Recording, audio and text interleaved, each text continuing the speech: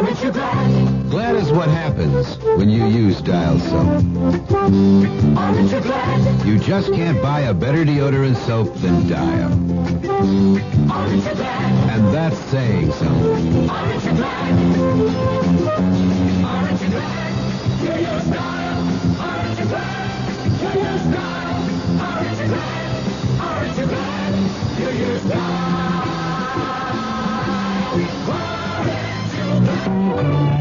This is Frank Lieber.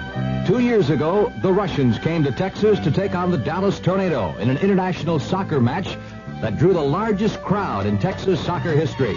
This Sunday, the Mexican national team invades Dallas to meet the U.S. World Cup team featuring Kyle Rote Jr. If you can't make it out to Texas Stadium at 7 p.m., hear the play-by-play broadcast on KRLD. Brought to you by Safeway, your people-to-people store. The CBS Radio Mystery Theater presents... Come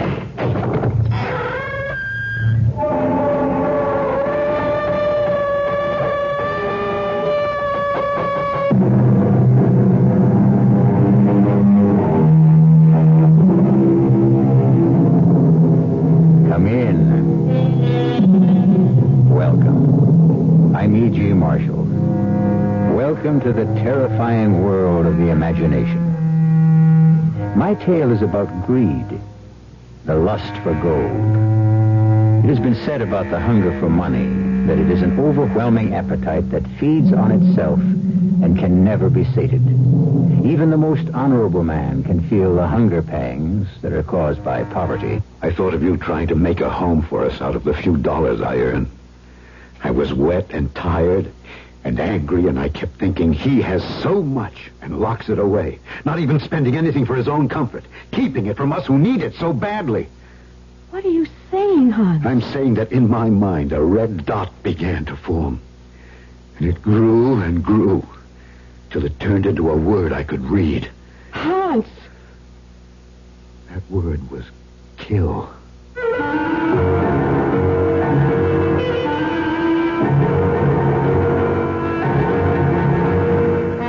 Our mystery drama, The Return of Anatole Chevenic, was written especially for Mystery Theater by Sidney Sloan and stars Alexander Scorby.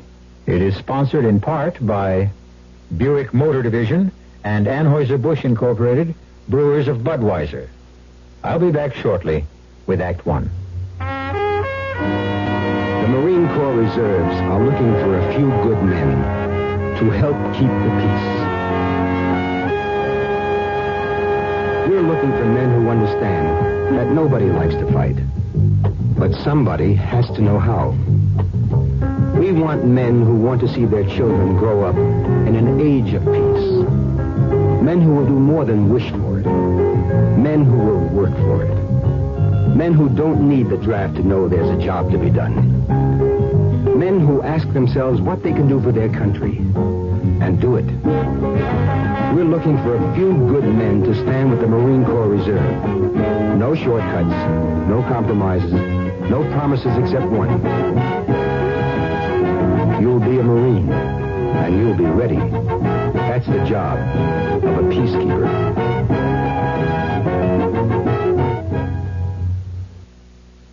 Farmers and ranchers who choose the Federal Land Bank for major financing do so for two very important reasons.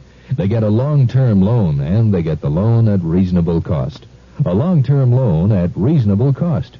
Isn't that the kind of farm or ranch loan you would like? Think how those extra years in which to repay a land bank loan would reduce your payments. Should you wish to pay off part or all of the loan before maturity, you may do so at any time, without penalty. And the reasonable cost? That's made possible because the land bank buys loan funds in the nation's money market at the lowest price economic conditions will allow. This money is then made available to you at the lowest practical interest rate. So come to the land bank for two very important reasons. A long-term loan and reasonable cost. Write to the Federal Land Bank of Houston, Post Office Box 2649, or see your local Federal Land Bank Association.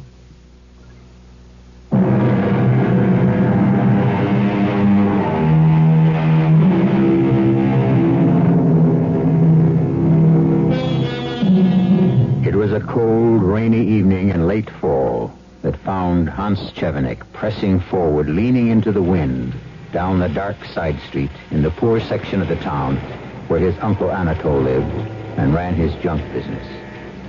It was with a feeling of relief that he made the shelter of the overhang of his uncle's porch. He paused, more out of reluctance to face the man than fatigue from his long, wet walk. Oh, you! Wonder you bothered to come at all. I got a good mind to slam the door in your face and tell you to go back where you came from. I'm sorry, Uncle Anatole. I'm sorry, Uncle Anatole. Well, come in, and shut the door. You get my house all wet. When I ask you to come at 7, I don't mean 7:30. Look, I don't get through with my other job until 6:15. Only takes 30 minutes to get here on the bus. Uncle, it was raining. All right, raining. I know that. So let's drop that and get down to work. You're to go down into the cellar and start bringing up all the copper scrap piled up there.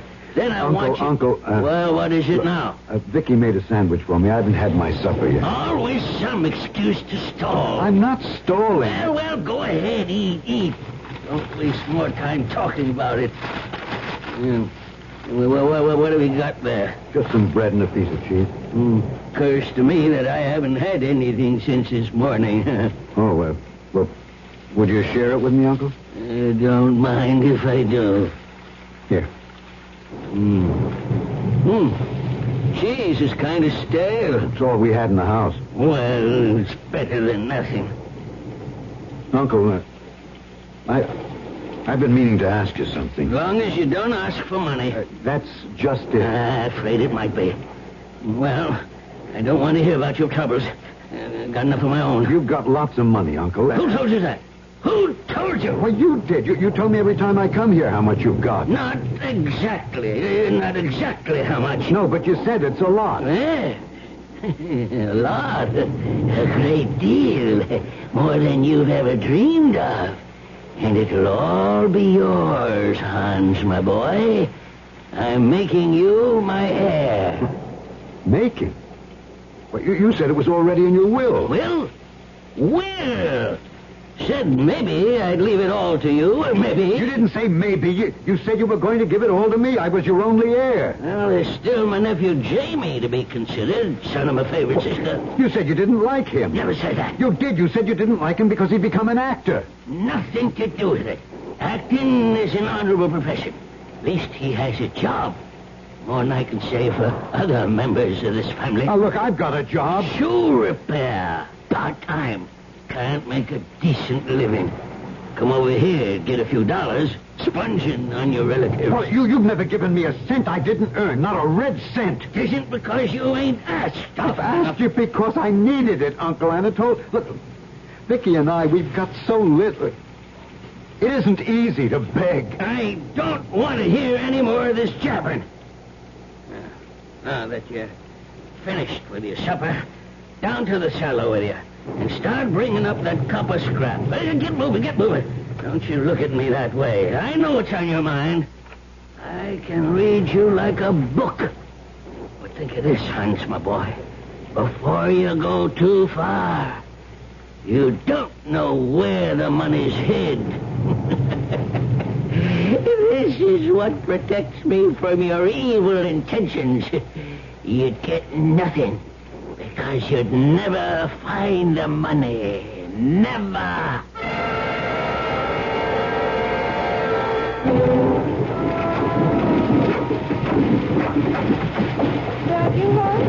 Yeah, Vicky. Sorry I woke you. Oh, well, I couldn't sleep anyway. I was worried about you. What time is it? Nearly 2 a.m. I'm soaked. It's still raining. Oh, but take off your wet things, dear. Yeah. Uncle Anatole kept you late tonight. Worked me late, you mean? He's taking advantage of you, Hans. I know it. He knows it. Paying you so little and holding that inheritance in front of your nose like a carrot in front of a donkey so you'll go on working. That's what I'm turning into, a donkey, a beast of burden. Suppose he decides to give it to somebody else when he dies. He can't. What do you mean? He can give it to anyone he wants to. To your cousin Jamie? To anyone, to charity? He wouldn't give it to charity. He doesn't know the meaning of the word. As for Cousin Jamie, I know something he doesn't know. Jamie is dead. dead? Yes. When? How? About 6 months ago, he was killed in an automobile accident in San Francisco. I wrote and got all the details. Car caught fire after crashing. He was identified from papers in his wallet. Then you're bound to get the money. When? Well, when he... Dies? Couldn't you persuade him to give you some of the money now? I suggested that tonight. He flew into a rage, accused me of planning his death. Oh, he didn't mean He meant it. He as much as said the only thing that was keeping me from killing him was the fact that I didn't know where the money was hidden. That's ridiculous. It's almost The comical. way I felt about it when he said it. I was hurt that he would even joke about anything so horrible. Oh, Hans. Knowing you the way I do, knowing the kind of man you are, how kind you are, how gentle. The whole thing's utterly impossible. Is it? Hans. You know, coming back on the bus, I thought of what he'd said. You know, I thought of you trying to make a home for us out of the few dollars I earn. I was wet and tired and angry inside. I kept thinking he has so much and he locks it away, not even spending anything for his own comfort, keeping it from us who need it. What are you saying? I'm saying that in my mind, a small red dot began to form. It grew and grew, and then it turned into a word that I could read. Hans. That word was kill.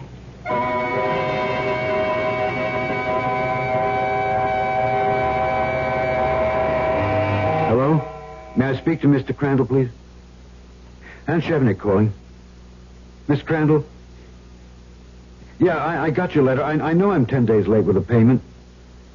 Yes, sir, I know that what the contract reads, but... Oh, no, sir, I wouldn't want that to happen. But you see, well, I'm expecting a sum of money, money owed to me. Yes, sir, yes, sir. Thursday at 4 p.m. sharp. I'll be there, Mr. Crandall. You can depend on it.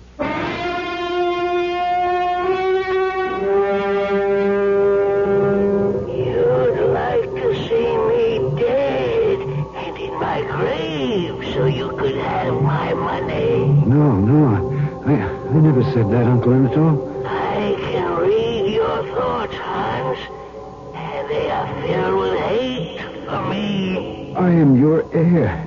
It doesn't matter if you like me. I'm your only heir. I'll get your money. Jamie will get it. He's dead. Killed in an auto accident. You're lying. Lying to deceive me. But you'll never get the money. Oh, you miser. You've taken advantage of me. You've worked me hard. You've paid me so little it hardly mattered. Now I'm going to get what you owe me. Put down that gun. Put it down. You're going to get me the money now. Now, or I'll kill you. You won't find it. It's my money. It's my money. You promised it to me. What? Vicky, is that you? What are you doing at Uncle Anatole's house? Hans, you're at home. What? You've been having a bad dream. A dream? Oh, thank the Lord. I'm so glad it was just a dream. You were talking about Uncle Anatole. Oh, heaven help me. I dreamt that I was going to kill him. Oh, my poor Hans. What a terrible dream. You could never do such a thing. No, darling, I could never do any such thing.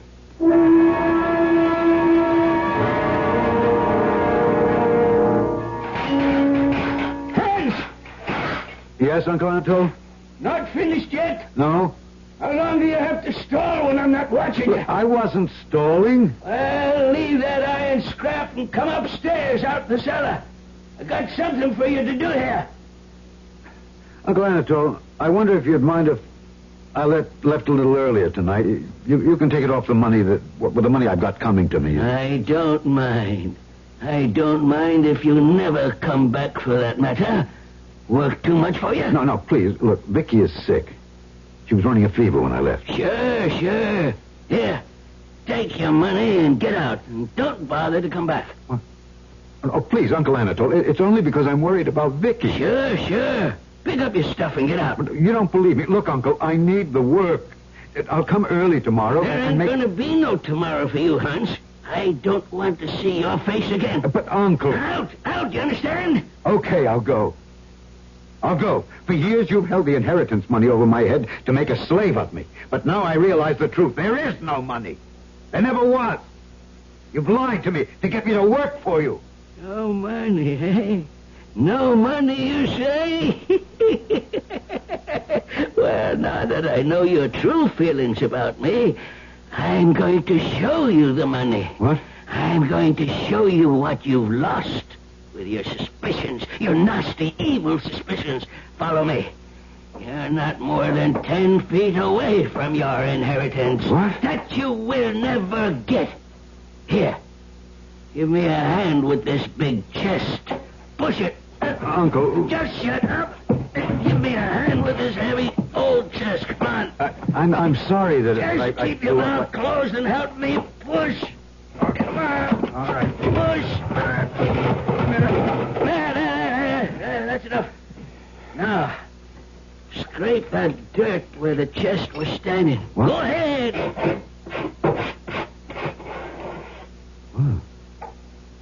There's a trapdoor here. Yes, a trapdoor. Here, here's the key.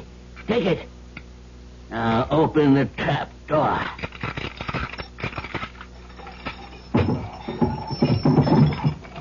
Now, hold up this lamp. Oh, What do you see in that box? gold. Gold coins. All gold. That's right, my boy. All gold coins. A fortune. You didn't believe me, eh? Now you will never touch it. Never have even one small bit of it. What good is it to you? What can you do with it? Now that you've seen it, I'll enjoy it more. Help me push this chest back. Come on, I can't do it alone. No, I won't help you. Don't. Not until you give me what's coming to me. Don't make me lose my temper. Do it yourself, you old miser. So, I'll make you work, you stupid oaf. Put down that cane. Your last chance. Do what I ask. I swear, if you strike me, I'll kill you. Threaten me, will you? I'll show you. Stop. Threaten me? You haven't got the nerve to do anything with your life. Get out of my house, you weakling. You coward. I've had enough from you. I'll kill you.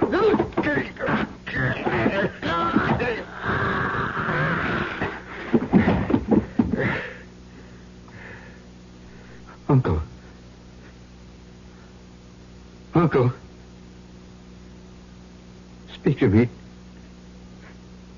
No. You're not dead. You're not dead.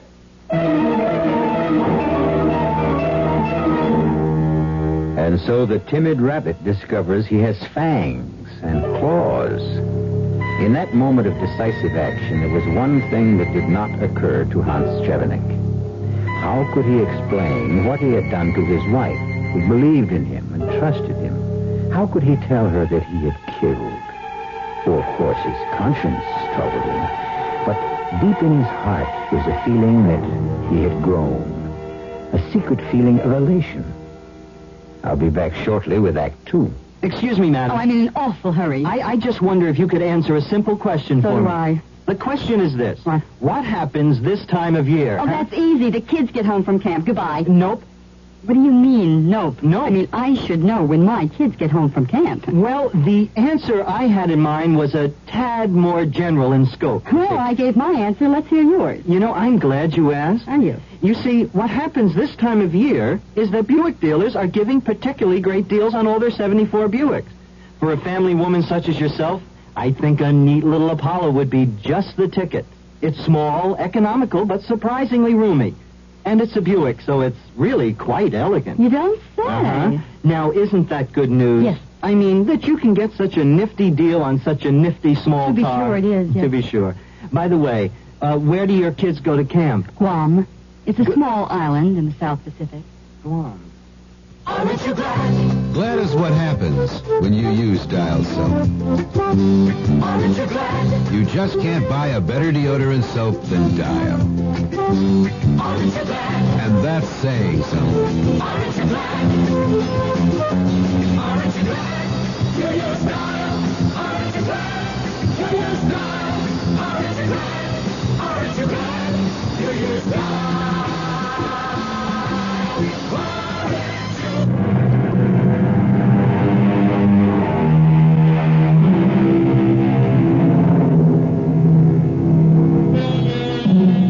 When Hans Chevenic returned home that night, he slipped into the house as silently as he could. He knew he couldn't face Vicky with the mark of Cain on his forehead. The next morning, he left before she awakened for the same reason. When he returned home from work that evening, he thought he had himself sufficiently under control to look her in the eye. That you? Yes, Vicky? Well, come into the kitchen. I've got something on the stove. Oh, it sure smells good. Well, I made a little stew for you. It's ready any time you are.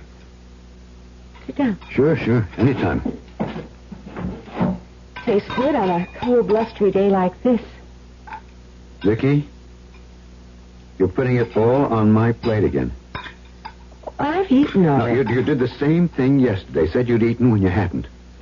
Well, you work hard, dear. You need more than I do. Nonsense. Now, sit right down. We're going to share this.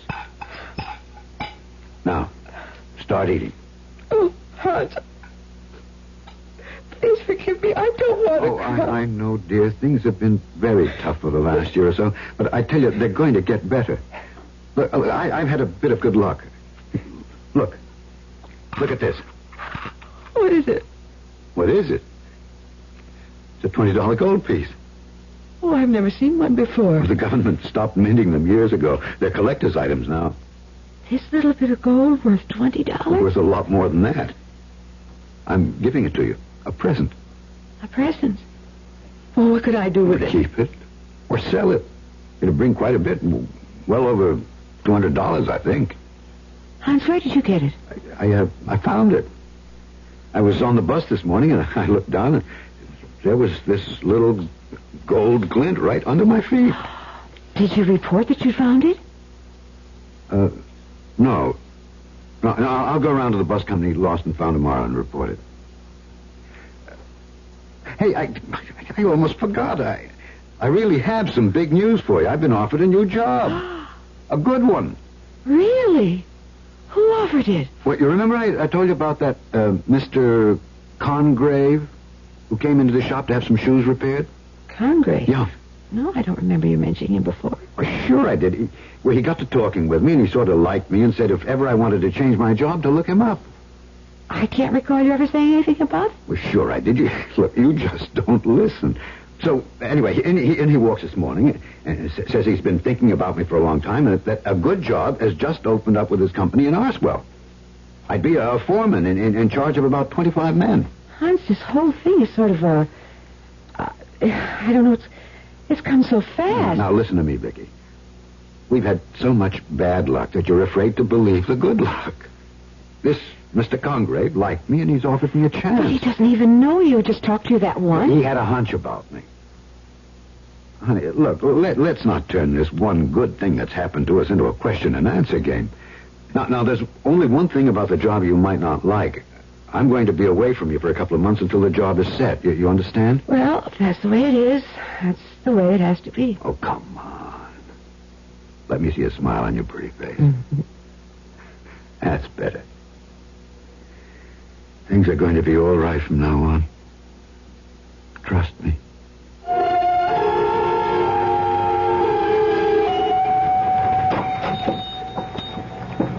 Yes, can I help you?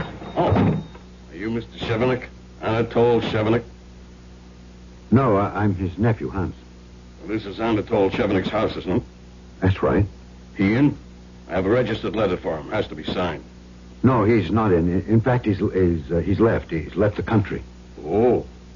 You know, I've been delivering mail to him for 3 years now, and I never saw him once. Talked to him through the door one time. It told me to push the mail under the door, but never opened it. Yes, he had some peculiar habits. Well, on my job, you get to see a lot of strange... You said had? What? You said had, as though he was dead. What, did I? Yeah. Well, I didn't mean it that way. He's gone off to South Africa, Johannesburg.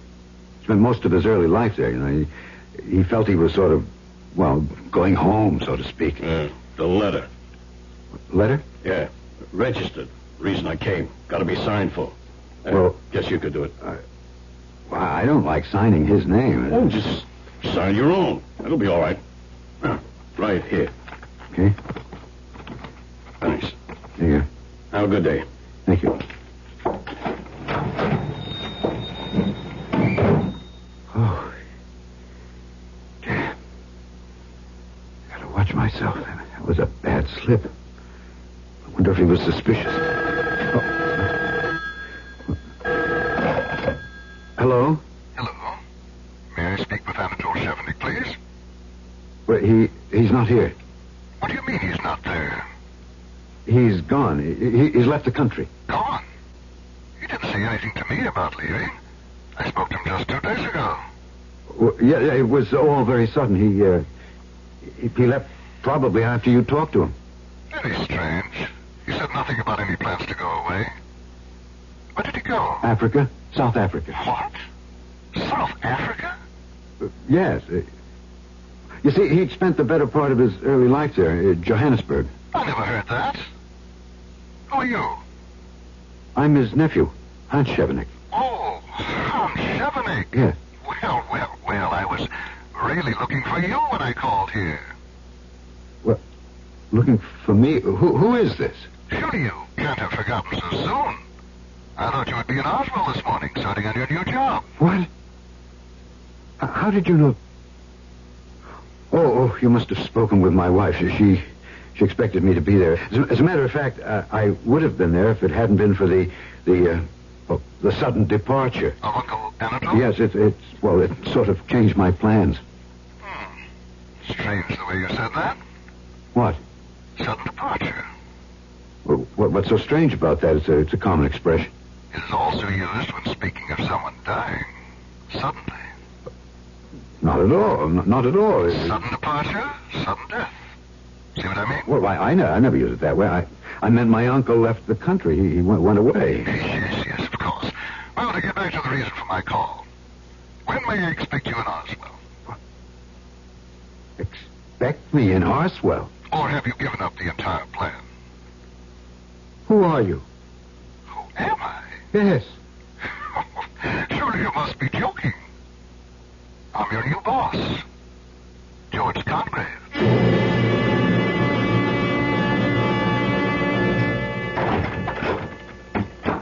Hello? Who's there? It's me, dear, Hans. Oh, Hans. I wasn't expecting you when I heard the front door open. It's all right, Vicky. Hans, what happened? What do you mean? Well, you were supposed to be in Arsville, weren't you? When you left the house Wednesday morning, you said you were catching the bus to Arsville to take the new job. Well, But you didn't go. No, I stopped off to tell Uncle Anatole that I wouldn't be back, that I was quitting my job with him. Oh, that was very foolish. There wasn't another bus till 2 o'clock in the afternoon. How were you to get to Arsville in the new job? Look, Vicky, I suppose it didn't make good sense to stop off without thinking how I was going to get to Arsville afterwards. Well, I was so surprised when the next morning Mr. Congrave came to the door and wanted to know where you were. Congrave came to the door? What did he look like? Middle-aged, nicely dressed. Asked for you. I knew who he was immediately, and I got terribly worried about you. Vicky, how did you know it was Mr. Congrave? Well, I knew, that's all. I just knew. Did he tell you his name? Did he introduce himself first? I don't know. How could I remember that? Suddenly I was calling him Mr. Congrave, that's all. Vicky, listen to me. It's very important for me to know whether you called him Mr. Congrave or he told you that his name was Congrave. I can't see that it makes any difference. It was Mr. Congrave, and he was asking for you. Okay, all right. What do you want to know? He wanted to speak to you. He seemed very concerned. Perhaps because you failed to show up for work. Did he ask about Uncle Anatole? Uncle Anatole? Yes. How would Mr. Congrave know him? Evidently he does. He knows him very well. He called me there at Uncle Anatole's house. I don't understand. Now, what does it all mean? I don't know, Vicky. I wish I did. Is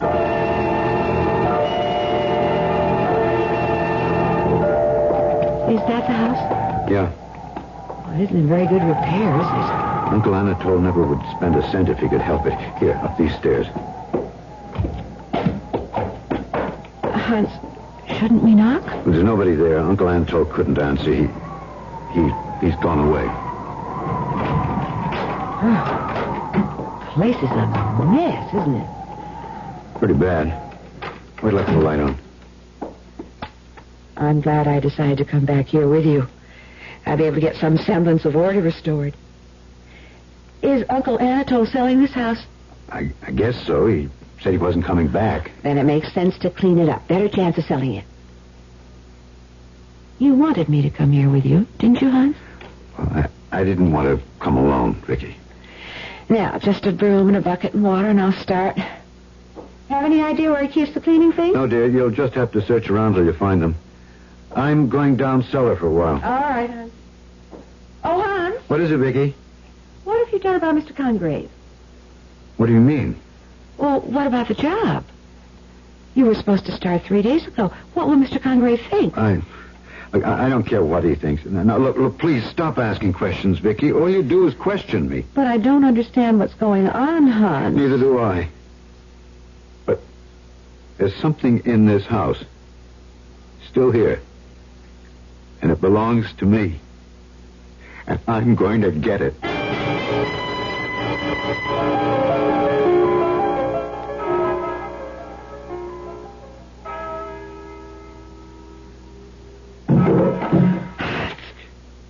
Hans, wake up. What? Hans, someone's in the house. I can hear him. The house? You sure? I heard him. Listen. There. Hear it? Yeah, but this is an old house. Old houses creak at night. It isn't just that. I heard something. Someone bumped into something in the dark. I don't believe there's anyone there, but I'll go take a look. You have a flashlight? No, I'll just switch on the lights downstairs. Do you want me to come with you? If you want to, come on. I'll feel along the wall for the light switch. Hold on to my arm. Here, I've got it. I don't see anything out of the ordinary. It's probably just your imagination. You know, those noises. No, I heard something. Well, no one's in the house as far as I can see. Come on, let's go back to bed. All right, Hans. A phone. At this hour? I'll get it. You stay here. Yes? Hello? Anatole Chevenic? He's not here. Oh, he's there. He's there all right. But he isn't able to answer. Is that what you mean? Please, what do you want? I told you. I want to speak with Anatole Chevenic. He can't speak with you. He's not here. Is this Hans Chevenic? Yes, this is Hans. Hans, this is George Congrave. No, there is no George Congrave. He's just a lie. A lie I told my wife.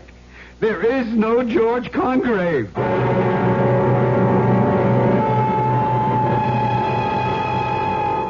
And so, in a lie told by Hans Chevenic, an imaginary man is conjured up to haunt him. To the tortured man, the unreal has more substance than the real.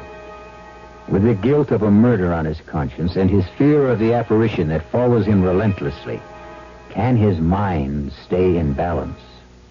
I'll be back shortly with Act 3. When you say Budweiser, when you say Bud, you've said a lot of things nobody else can say.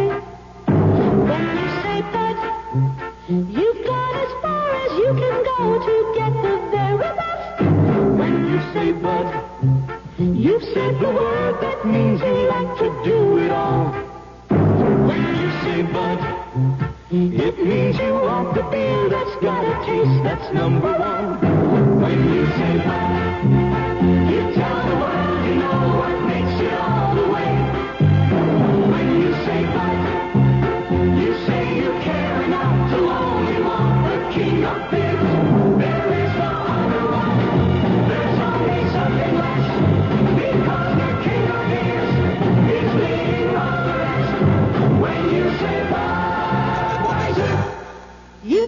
Anheuser-Busch, St. Louis. Hot dog, Armour hot dog. What do kids put on Armour hot dog? Mustard, ketchup, lots of relish too. Pickles, onions, even peanut butter too. Armour hot dog. The dog kids love to bite.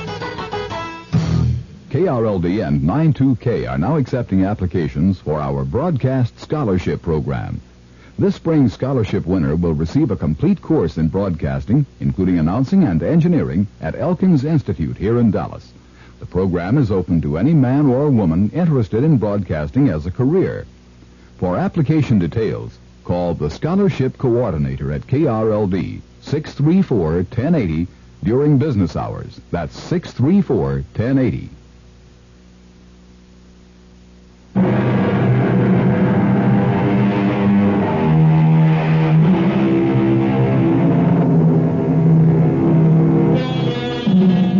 After his frightening experience on the telephone with a man who calls himself George Congrave, Hans tried to compose himself and put up a brave front for Vicky, but he failed miserably. He felt an overwhelming urge to confess his crime, throw himself at her feet, and ask for the comfort of her forgiveness. But he was afraid that she would be so repelled by the horror of what he'd done that she would turn from him forever.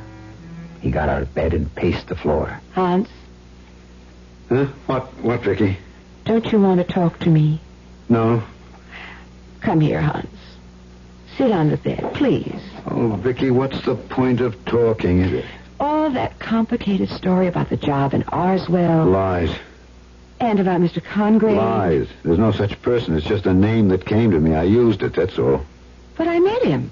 Talked to him. You've talked to him on the There's telephone. no such person. It's a lie, I tell you. He doesn't exist. But he does. We both know he does. Vicky, please stop insisting on that, or my mind is spinning. Vicky, please. Oh, Hans. You've got something terrible on your conscience. First, there was that gold coin that you said you found on the bus. Now, you didn't find it, did you? No, that was a lie, too. Then I know it all now. It all fits together. I know what it is you've done. Oh, my God. You've stolen your uncle's money. What? Oh, stolen. Stolen, if that were all. No, Vicky, it's worse. Much worse. I've committed a murder. I killed him. I killed him.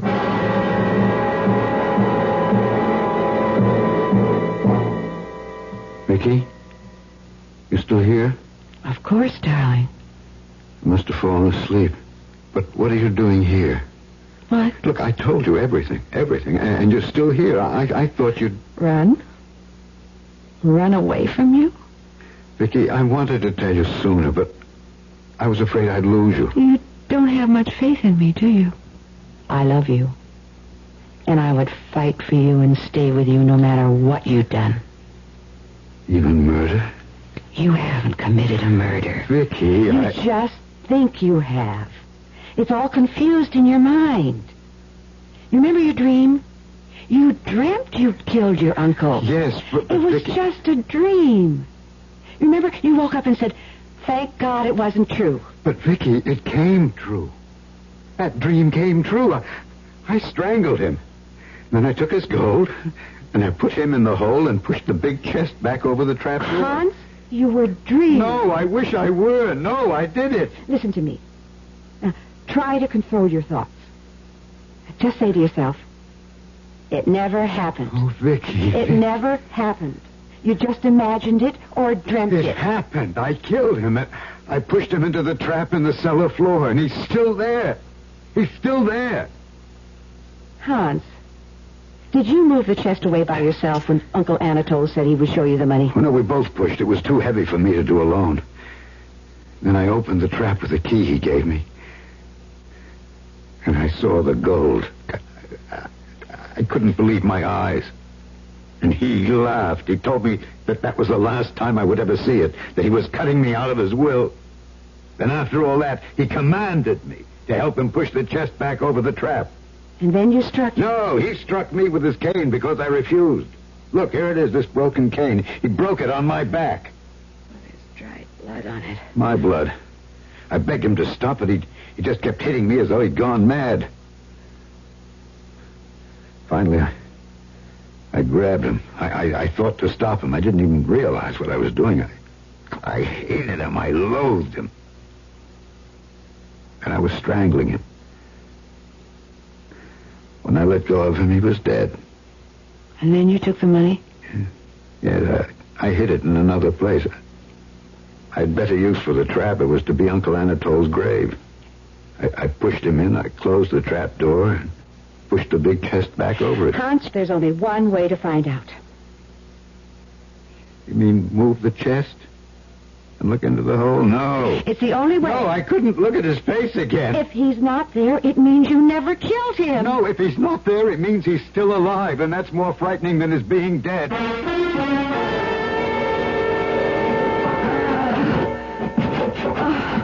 Oh, it's not moving, not an inch. No, it won't budge. It's helpless. We can't move it.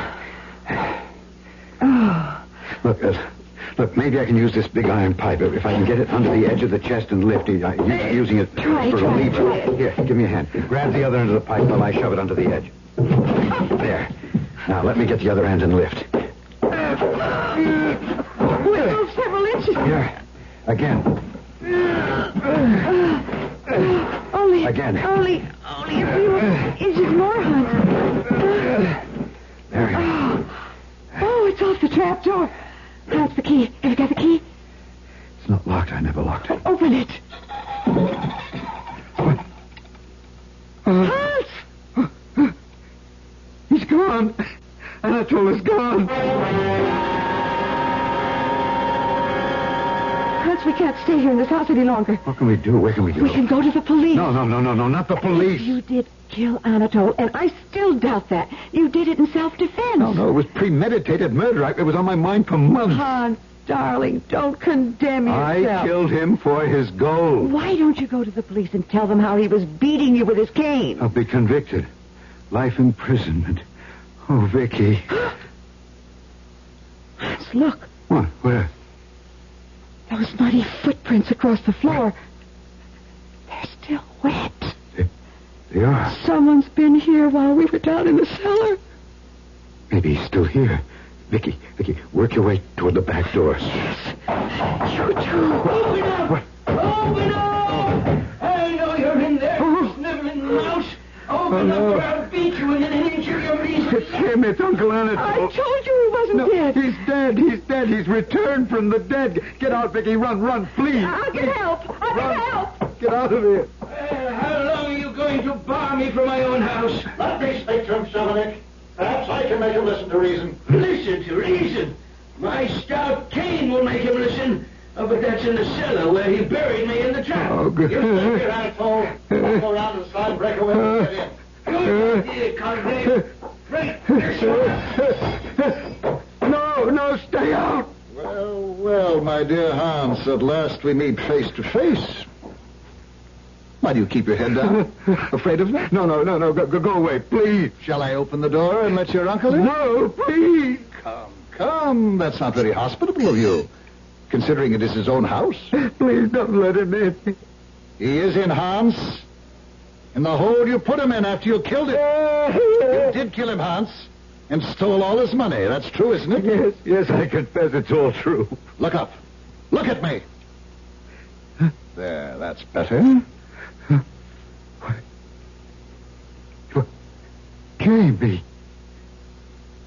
Jamie, no, but you're dead. You were killed in an accident. False identification, cousin. No, I'm very much alive. And Cousin Jamie has come to collect his inheritance. Now, where did you hide it? Inheritance. Uncle Anatole's out there. I heard him. You seem to have forgotten my very special theatrical talents. I did the voice of Uncle Anatole. Listen. Stalling! Never an honest day's work. I was also your new employer, George Congrave. It was you, yes. Vicky mentioned that name to you.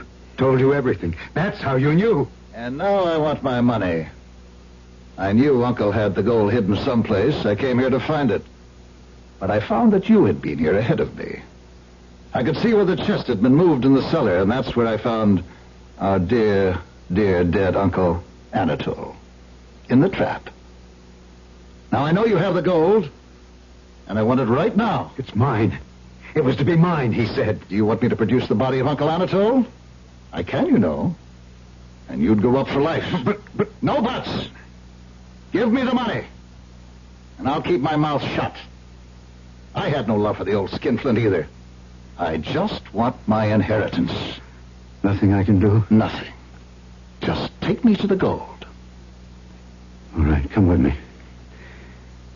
I've got it hidden in the cellar. See those old iron pipes piled over there? In there? Yeah. I stuffed old waste paper, some rags, some scrap iron in the end of the pipe to conceal the gold. I've got to hand it to you. I searched this house from one end to the other night. I knew the gold was here. It was too heavy for you to carry away with you. But I never thought of the pipe. Well, now, let's see. Turn around, Jamie. What? Hans! Put down that iron bar, Hans! Gold is mine. He promised it all to me. Look! I'll split it with you. Half for you. No!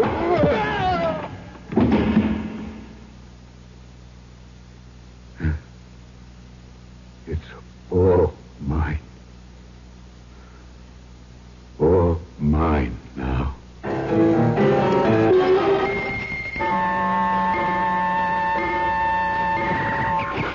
Nice day. I'm glad you could come. Oh, I never miss the second Thursday in each month, Doctor. I think he looks forward to it. Do you think he really knows? Well, sometimes I feel there is a glimmer, a slight glimmer. There he is. We've got him working with the gardener. He seems to like flowers. Hans? I don't think he knows his name. Let him see you. Hans? I brought you something. A present. Something sweet. Oh, thank you. You're a nice lady. Here's a flower for you. Yellow. Like a piece of gold.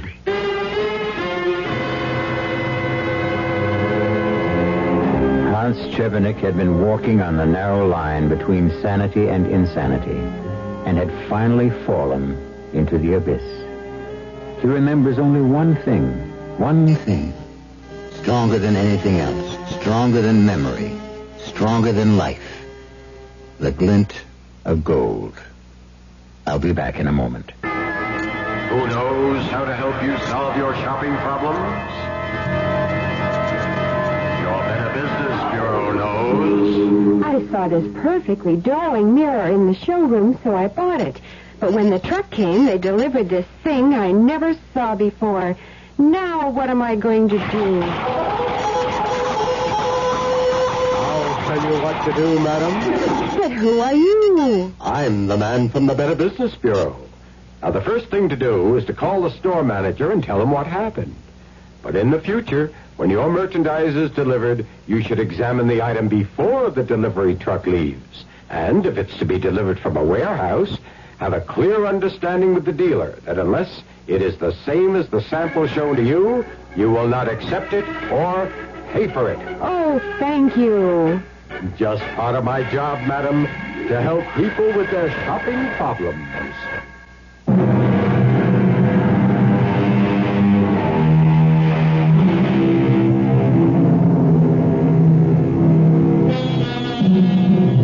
And there we have it. A tale of greed, which destroyed the lives of 4 people Anatole Chevenic returned to haunt the waking and sleeping of his nephew Hans. And the gold, which he hoarded for so many years, brought happiness to no one. Our cast included Alexander Scourby, Ann Petoniak, Gil Mack, and Sid Sloan. The entire production was under the direction of Hyman Brown. Now, a preview of our next tale. And what is the whole contract? That while a person owns this dark imp in the bottle, any request that concerns money, gold, or wealth, no matter how unreasonable, will be satisfied. And that to dispose of this creature and its spell, you must sell it for less than your original price. Oh, here. $7.40. $5 is enough. Okay. Cheap at nearly half the price. Oh, think first, Barry, think. Remember, it will keep you rich as long as you live. But remember, too, if you do not sell it for less than you paid for it before you die, your soul will surely rot in hell for eternity. Radio Mystery Theater was sponsored in part by Anheuser-Busch Incorporated, Brewers of Budweiser, and Buick Motor Division. This is E.G. Marshall inviting you to return to our Mystery Theater for another adventure in the macabre. Until next time, pleasant dreams.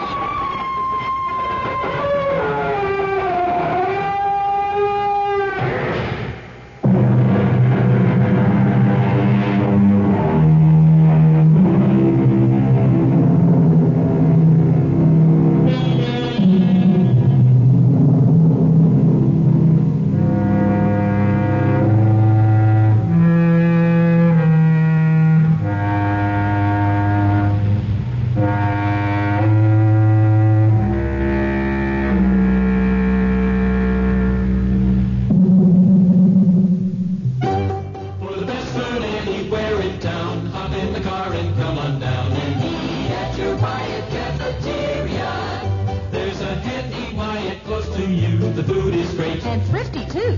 That you're nearby Wyatt Cafeteria. Eat out at Wyatt's Cafeterias tonight.